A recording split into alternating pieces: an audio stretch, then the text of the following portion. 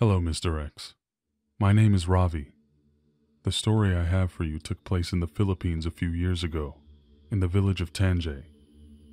I used to be a huge fan of werewolf movies and TV shows, but I have to say, once you've encountered the real thing, it changes your view of what you consider cool.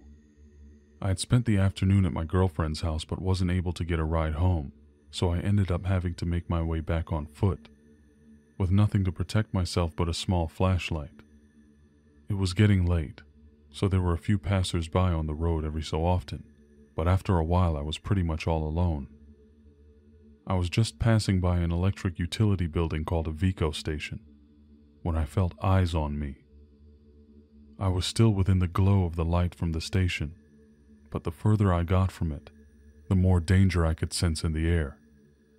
Out of nowhere, a grizzled voice rang out. "You must be a brave man, walking the night alone." A man's silhouette came into view about 20 meters ahead of me, and I could immediately feel the deadly intent in his eyes. He marched towards me with a frightening intensity, his arms flailing back and forth while his piercing gaze remained locked on me. I shined my light towards his face, but it was the strangest thing. All I could see was a blur. Looking at his face was like trying to make out the image of a foggy mirror or a mirage. As he got closer to me, I realized he smelled like he'd just come from a slaughterhouse. Iron, musk, and blood assaulted my nostrils. I also noticed he had no shoes on. When I realized he was trying to block my path, I decided to turn and make a break for the Vico station's gate. I knew there would be an armed security guard there. They need them at the stations to keep people from breaking in or interfering with the power grid.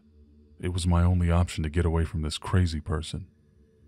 The guard at the door perked up and came outside when he saw me running, and the crazy guy stopped the chase, standing a few meters away as I got to the building. He still stared at me from outside the perimeter gate with a fury I could not begin to understand, his face seeming to get even more blurry and hard to make out as time went on. Relieved, I began telling the guard what had just happened, when my train of thought was interrupted by a sudden gunshot. I dropped to the ground in a panic, looking behind me to see what the guard was firing at, a shadowy figure that was running full steam towards us. It was low to the ground like a dog running on 4 legs. His shots appeared to be hitting the thing, but there was no visible effect. It only stopped moving when other workers started coming out of the building to see what was going on. It was somehow able to slip back into the darkness. After about an hour or so, with no signs of the man or that weird bulletproof creature, I eventually had to continue my journey home. I passed by the area where the dog thing was, and I saw not a single trace of blood, despite the fact that I was sure it was hit at least once. Further on down the road, I felt that evil intent on my back once again. I reluctantly turned around and saw something that I knew I'd never forget. A thin, dog-like creature with glowing red eyes. Its mangy coat almost looked like that of a hyena with a ridge of dark fur along its back. It was leaning forward on its front legs as if ready to attack. Looking into its fiery eyes, I felt like my world was spinning. It felt extremely wrong, like a profound confusion. This thing shouldn't exist. I ran for my life, shouting as loud as I could to try to get the attention of any people in the area. I fumbled with my phone trying to call the police as I ran. I couldn't bring myself to look back again, but the growling let me know that it was still right behind me. I kept on with my eyes dead ahead until finally I reached my family home and almost busted through the front door. I tried telling my aunt what happened, and she just laughed at me. The next day there was a lot of bad news on TV. 2 people were found dead in my village. One was a motorcyclist discovered on the side of the road, and the other was a pregnant woman in a public hospital. The woman's case was extremely bizarre. She died trying to escape from a window.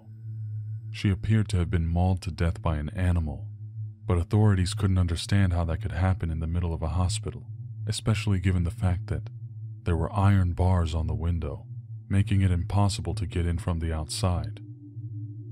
How could an animal have made it all the way to her room undetected, not to mention making it all the way back out of the hospital again? The police also issued a reminder to beware of a man who was wanted for multiple murders.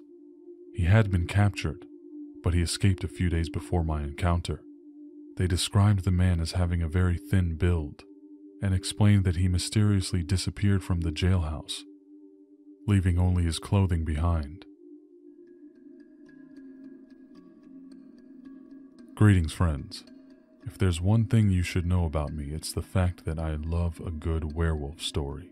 Even though this one was a bit on the shorter side, I found it to be both fascinating and unique.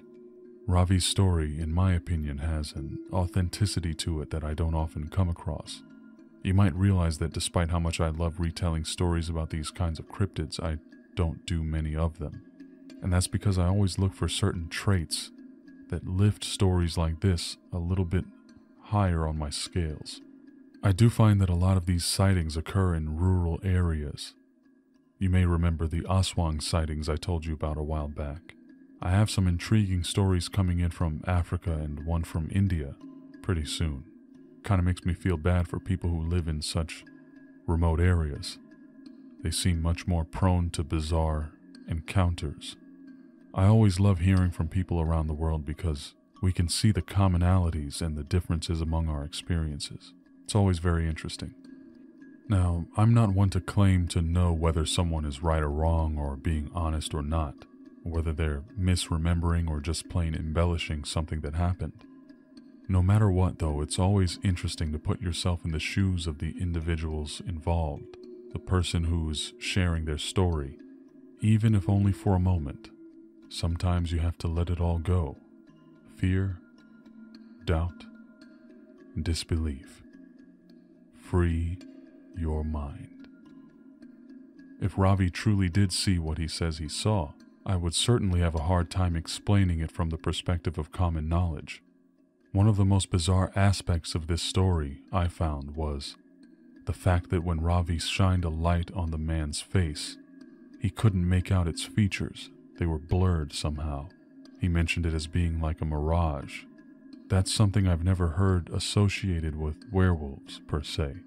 But just imagining the physical sensation of looking at something that should be, by all intents and purposes, very clear, such as a human face that's right in front of you, but that being inexplicably blurry, that in itself must have been extremely unsettling for Ravi.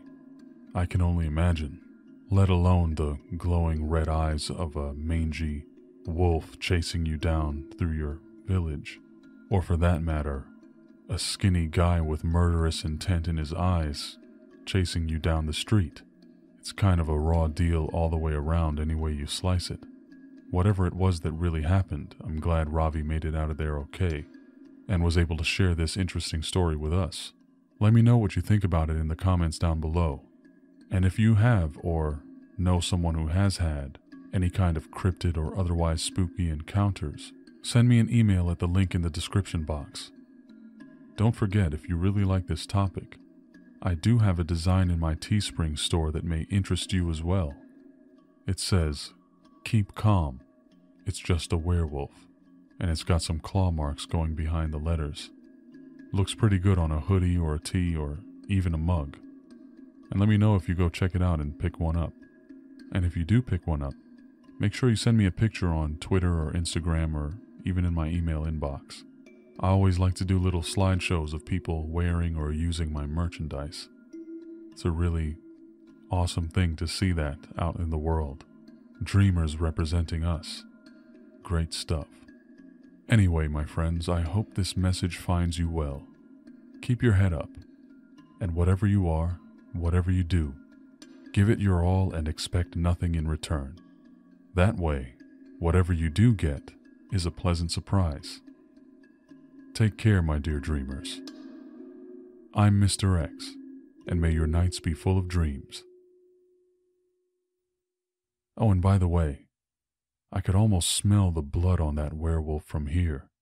Today's code word is blood. Use it in a comment down below so I can see you. Love you guys.